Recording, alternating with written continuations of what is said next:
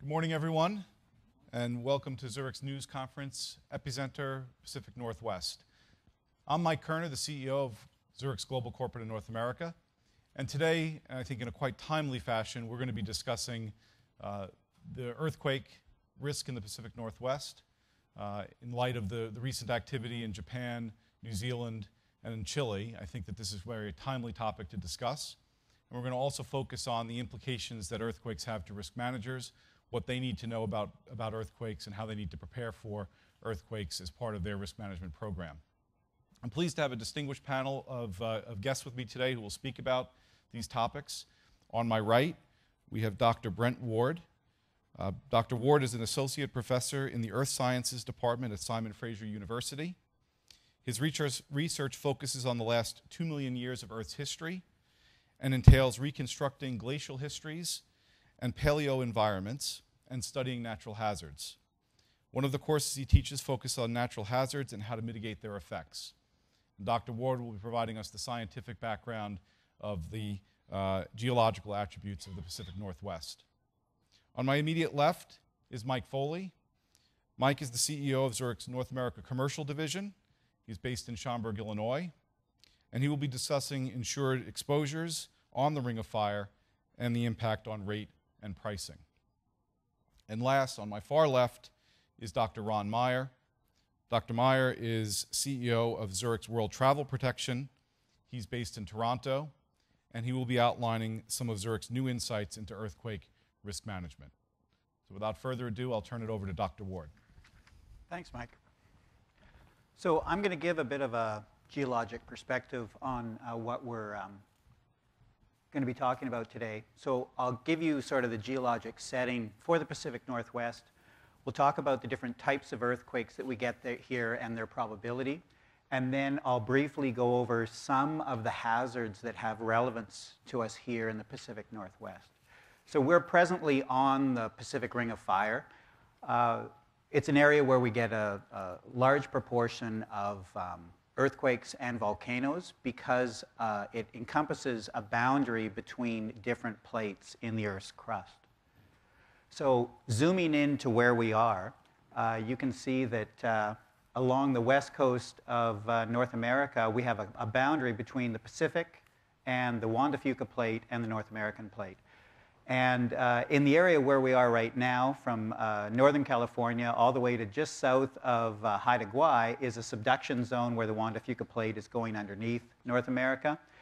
North of there, we have a fault similar to the San Andreas Fault, where we have movement sliding across between the two plates. And then we're back into a subduction zone in southern Alaska and all the way out into the Aleutian Islands. If we look at a cross-section through the Pacific Northwest, here you see the Juan de Fuca Plate being pushed underneath the North American Plate. What this does is it has a very similar configuration to what we had recently in Japan and before that in Chile, where this subduction zone is actually stuck. And so the plate is continuing to move, but there's no slip along this contact. And that causes a whole bunch of stress to build up along this plate.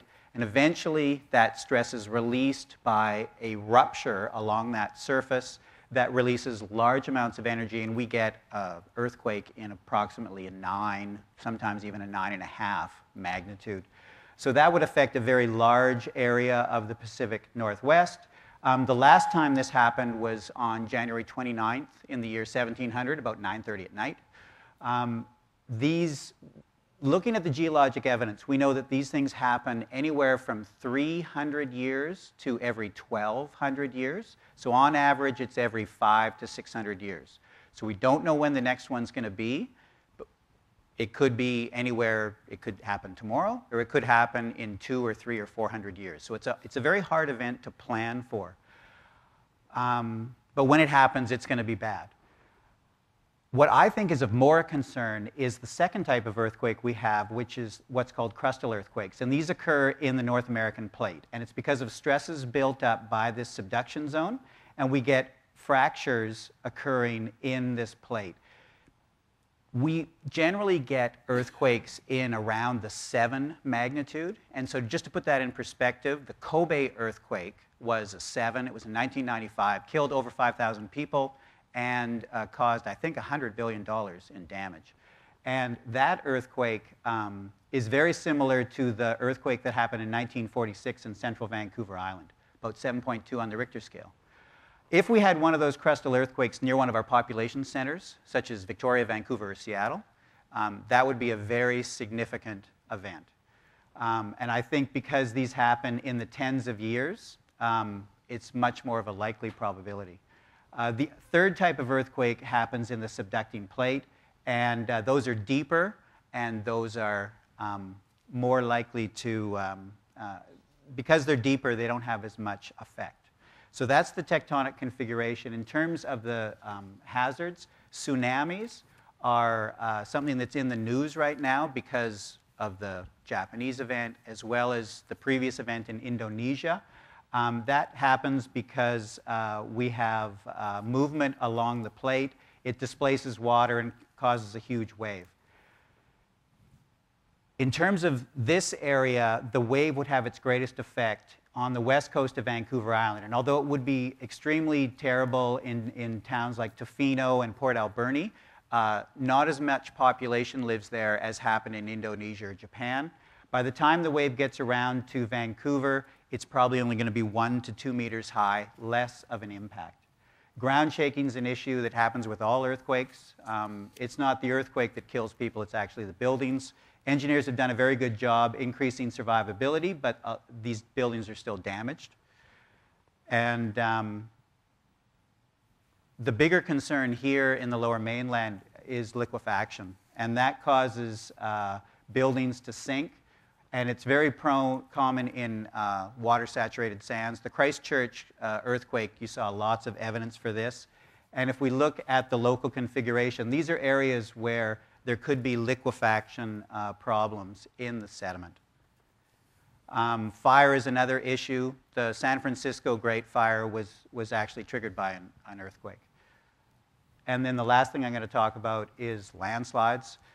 In this situation, we are at risk in terms of mountain corridors, and many of these will be blocked by landslides during an earthquake, so it causes issues in terms of getting help to the area. So that's all I'm going to talk about. I'm going to turn it over to Mike, and he's going to talk about the management ramifications in terms of North America's Ring of Fire. Thanks, Brett. Well, as I think Brett pretty clearly laid out, not only do we have the potential for earthquakes in places where we've seen them over the last couple of years, in places like Chile, in places like New Zealand, in places like Japan, but also we have the potential for earthquakes, obviously, along the west coast of North America and in the area that we're standing right now.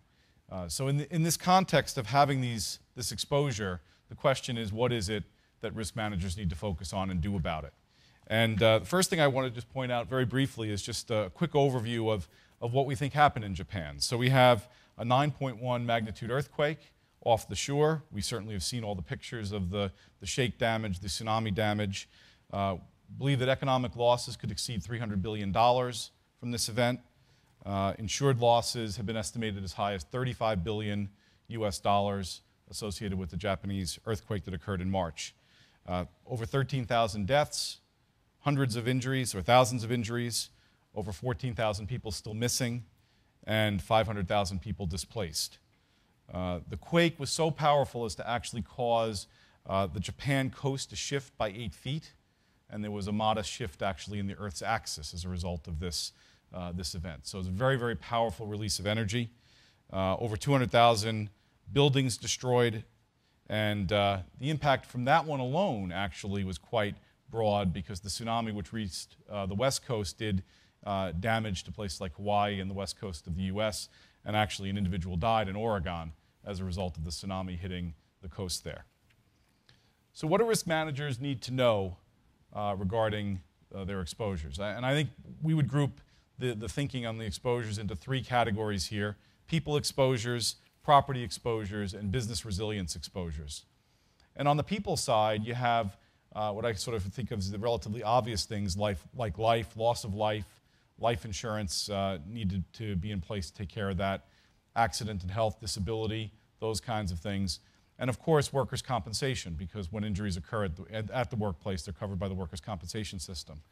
But I think very important from a people perspective is to have a very robust business resiliency plan and a business recovery plan, because all of the workers that will be impacted in the location will have issues at home.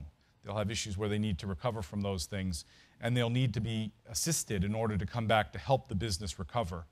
And their disaster recovery plans need to include that kind of thinking in terms of how do you actually help the employees recover in their own personal lives so that they can help the business recover in their business life. So very strong business continuity and business resiliency plans are important. From a property perspective, this is relatively obvious. We need, there's shake damage that needs to be covered. You need to cover the flood exposures. The fire following is always an important component. And then from a business resiliency perspective, there are clearly exposures there that risk managers need to worry about. A lot of discussion right now around supply chain, and disruptions in supply chain would be one example of that kind of business resiliency exposure that's out there that needs to be planned for as part of an enterprise risk management approach, as part of a business continuity planning. And in particular, very difficult exposure around supply chain to deal with through traditional insurance mechanisms. Zurich now has a product out to deal with supply chain exposures, which can potentially help risk managers, but it's a very challenging exposure to work on. So in particular, very specific examples and things that we would suggest for risk managers, risk managers should clearly know what their exposures are. We've highlighted the exposure, obviously, on the west coast of the U.S., but in fact, earthquakes have occurred in 39 of the 50 states of the Union. Earthquake damage has occurred in all 50 states of the Union. So not only do we have earthquake faults along the west coast, but we have the New Madrid system in the Midwest of the U.S. There are very clearly earthquake exposures in a lot of different places. Risk managers need to know what those are. We also need to use, where possible, risk engineering capabilities to make sure that buildings are constructed appropriately so that they can resist collapse in the case of earthquake. We saw very clear examples of good risk engineering and good building codes in Chile when the Chilean earthquake occurred. Most people walked away from that event. Most buildings survived that event and did not collapse, and it makes a very big difference. And the insurance industry and others continue to invest lots of money to understand what we need to do from a building code perspective to make buildings resilient to earthquakes. Obviously, you should try to mitigate as much as possible. What you can't mitigate, there is insurance available, whether it's traditional insurance or, as I mentioned earlier, non-traditional insurance like supply chain insurance. And clearly, a risk manager needs to understand the terms of their own policy, making sure that they've got coverage where they think they have coverage, especially around things like definition of tsunami, definition of flood, definition of earthquake, and earth movement. So with those relatively practical tips, I will turn it over to Mike Foley, who will talk about the impact on rating and pricing. Thanks, Mike.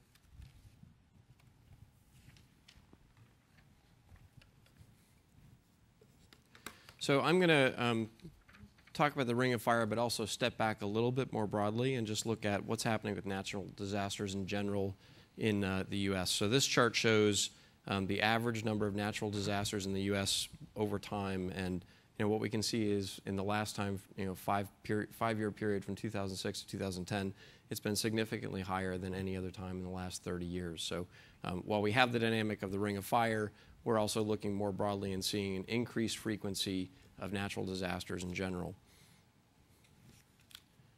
The other challenge that we have is that people and businesses tend to be attracted to places where bad things happen, it turns out. So either the Ring of Fire, so this shows that the growth of population over the last 30 years has been higher in the Ring of Fire states, 57%, versus other areas of the country, in particular versus the inland areas. If we did this same chart for some of the wind-exposed areas, we'd also find that people tend to go to areas where there's significant wind exposure. So we have a concentration of population, and therefore, while we're having increasing frequency, we also have increasing numbers of people and increasing dollars of property at risk. So the severity is also a challenge for us as people flock to these areas that are attractive for other reasons but have to deal with natural disasters, whether they're earthquakes or they're also wind exposure. Just to frame this a bit, 4 of the 5 most costly quakes in the past 30 years occurred in the last 13 months, right? So, we heard earlier that these things happen over 5-year periods. They're really difficult to forecast. That's all true. I think one of the things that we can do as an insurer is actually just have people be conscious of the risk that's out there, help them understand it, help people prepare for it and deal with it, and also try to quantify it, right? And so when you see in the last 13 months, the amount of property damage, the amount of loss that has occurred in that short period of time, it should at least make people very risk aware and have people step back and say, are we ready when eventually this occurs in our area, whether it's next year or 200 years from now or 500 years from now.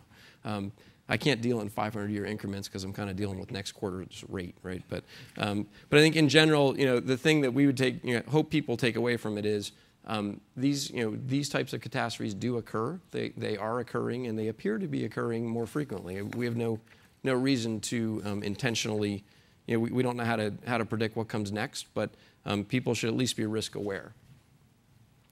And then, the other point would be that, a quake anywhere along the ring of fire, and quite honestly, I'll also bridge this back to wind exposures. If we're starting the beginning of the wind season soon in the U.S., and if there were significant hurricane activity, it turns out that, reinsurance is typically a global activity, right? That a big part of what insurers do is they actually, try to build a portfolio of risk that mitigates across, a broad portfolio. So wherever it occurs, it should impact the reinsurer's overall capacity and their desire to have to basically compensate and try to get rate across their portfolio. So wherever a quake occurs across that ring of fire, it should have an impact across the whole global perception of how much quake insurance people need and what the cost of that is. So we would just like people to take away from it that while we can't predict, we should prepare.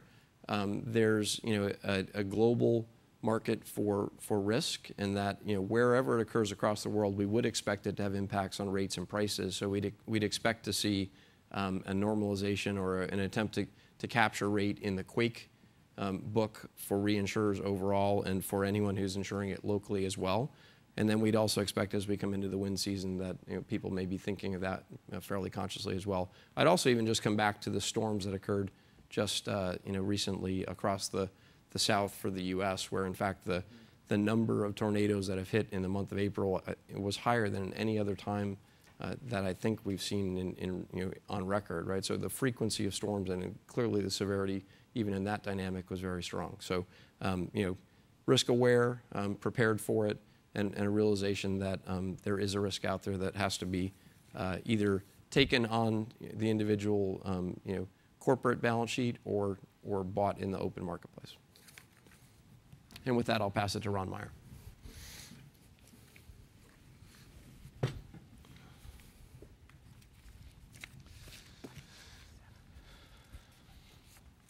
So you've already heard about some of the core insurance products that Zurich is pushing out to help risk managers.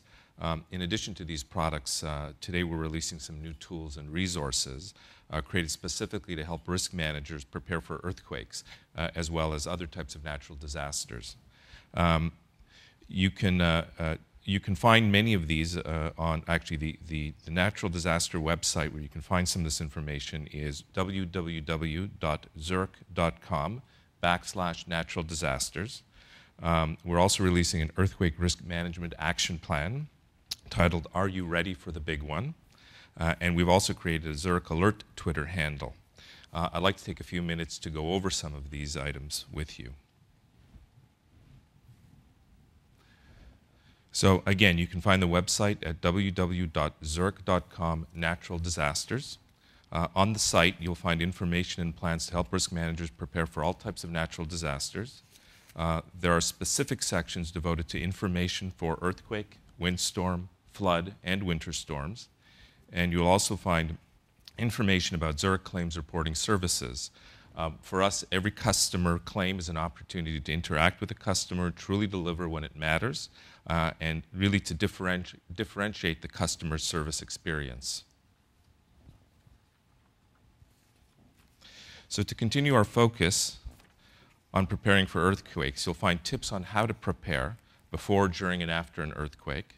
You can also access useful links and tips such as the Global Disaster Alert Coordination System, which provides near real-time alerts about natural disasters around the world, tools to facilitate response coordination, including media monitoring, map catalogs, virtual on-site operations coordination center, European Mediterranean Seismological Center, U.S. Geological Survey, Earthquake Hazard Program, International Red Cross Red Crescent links, as well as International Tsunami Information Center.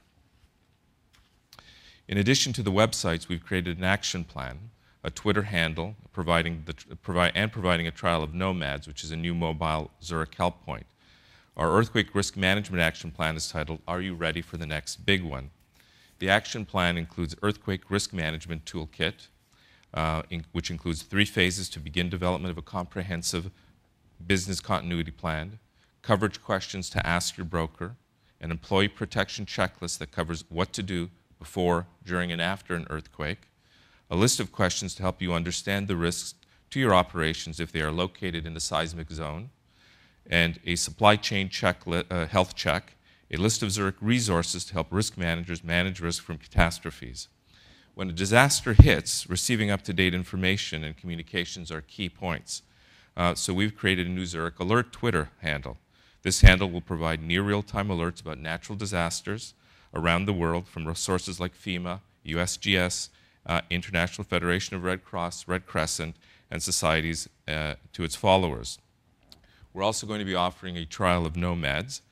Nomads is a location-aware mobile application designed to help your employees deal with catastrophes as well as other medical situations. It provides almost real-time alerts to individuals while they are traveling, as well as when there is an issue, with a click of a button, they can be connected to our contact center with a location, with them being located at the same time.